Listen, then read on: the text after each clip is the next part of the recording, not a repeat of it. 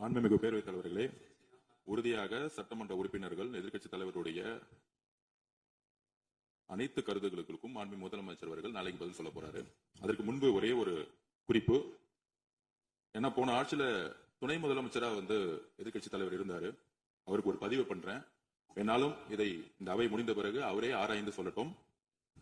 As per the NCRP report for 2024, the number of the crimes against children reported in the state increased by the more than 40% in 2024, with 10,046 cases registered compared to 6,968 cases in 2023.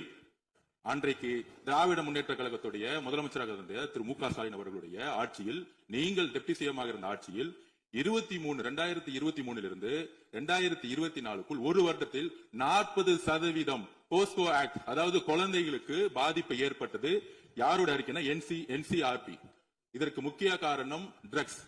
6 வருடங்களுக்கு முன்பு drugs தமிழ்நாட்டில் கிடையாது, இது எல்லோருக்கும் தெரியும். ஆனால் இந்த 5 வருடத்தில் ட்ரக்ஸுக்கான பிரச்சனைகளை எத்தனை முறை ரிவ்யூ மீட்டிங் போட்டு சரி செய்யப்பட்டது. அன்று டெப்டி சிஎம் இருந்தவர் இந்த 40% கிட்டத்தட்ட 6,968 இருந்து 10,046 இன்கிரீஸ் ஆயிருக்கு. உங்களுடைய ஆட்சியில எந்த நேரத்தில் டெப்டி சிஎம் இருந்து இந்த போஸ்கோ வழக்குகளை நீங்கள் ரிவ்யூ மீட்டிங் பண்ணி குறைச்சீர்கள்? நாங்கள் இந்த 40 நாள்ல கடுமையாக ரிஃபார்ம்ஸ் பண்ணிட்டு இருக்காரு எங்களுடைய முதலமைச்சர். ஒட்டுமொத்த காவல்துறை ரிஃபார்ம்ஸ் ஒர்க் நடந்துட்டு இருக்கு. அது சிங்கப்படைன்னு ஒரு கேலி கிண்டல் பேசுற மாதிரி பேசிட்டு இருக்கீங்க. அதுக்கான ரிஃபார்ம்ஸ் பண்றதுக்கு என்ன டைமோ அந்த டைம் எடுத்துட்டு ஒர்க் பண்ணிட்டு இருக்கோம். காவல்துறையுடைய ஒட்டுமொத்த ட்ரக்ஸ் இஷ்யூ கடந்த 5 வருடங்களாக நீங்க சரி செய்யல. அந்த ட்ரக்ஸ் எதிர்கொள்றவங்க தான் ரேப் பண்ணப்படுறாங்க. நீங்க சொல்றீங்க தமிழக வெற்றி கழகத்தோட ஆளுங்கட்சின்னு.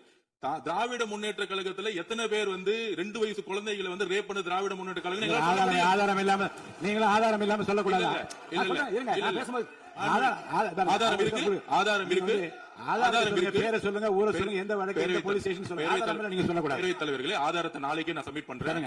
நாளைக்கே சப்மிட் பண்றோம். அதாவது நாங்கள் பதிவு பண்ணுது, நாங்கள் என்ன இல்ல நான் பேசி முடிச்சிடுறேன். நான் பேசி முடிச்சிடுறேன். நாங்க பேசி முடிச்சிடுறோம். அதுக்கப்புறம் கதை சொல்ல. அதாவது ஒரு கட்சியில நான் பேசி முடிச்சிடுறேன். ஒரு கட்சியில கோடான கோடி மெம்பர்ஸ் இருப்பாங்க. 1 கோடி பேர், அவங்க 2 கோடி பேர் சொல்லுவாங்க. நாங்க அது மாதிரி 1 கோடி பேர் 2 கோடி பேர் சொல்லுவோம். அதுல சில பேர் செய்யக்கூடிய தவறுகளை உடனடியாக கவனித்து வரும் பொழுது யார் யாரெல்லாம் தவிர உடனடியாக கைது செய்யப்பட்டிருக்காங்க. இது திமுக, அதிமுக மித்த கட்சி பிரச்சனைகள் கிடையாது. எந்த நபர் தவறு செய்தாலும் கட்சியின் அடிப்படையில் எந்த சட்டம் ஒழுங்கு கிடையாது. எங்களுடைய மாண்புமிகு முதலமைச்சருடைய தலைமையில் சட்டம் ஒழுங்கு நேர்மையான முறையில் மாற்றப்பட்டிருக்கு, கட்சி காப்பாற்றப்பட்டு. இதை நாங்கள் பதிவு செய்கிறோம்.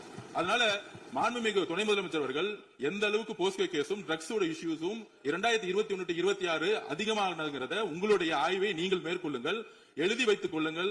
6 மாதத்துக்குள் சட்டம் ஒழுங்கு இந்தியாவில் எந்த அளவிற்கு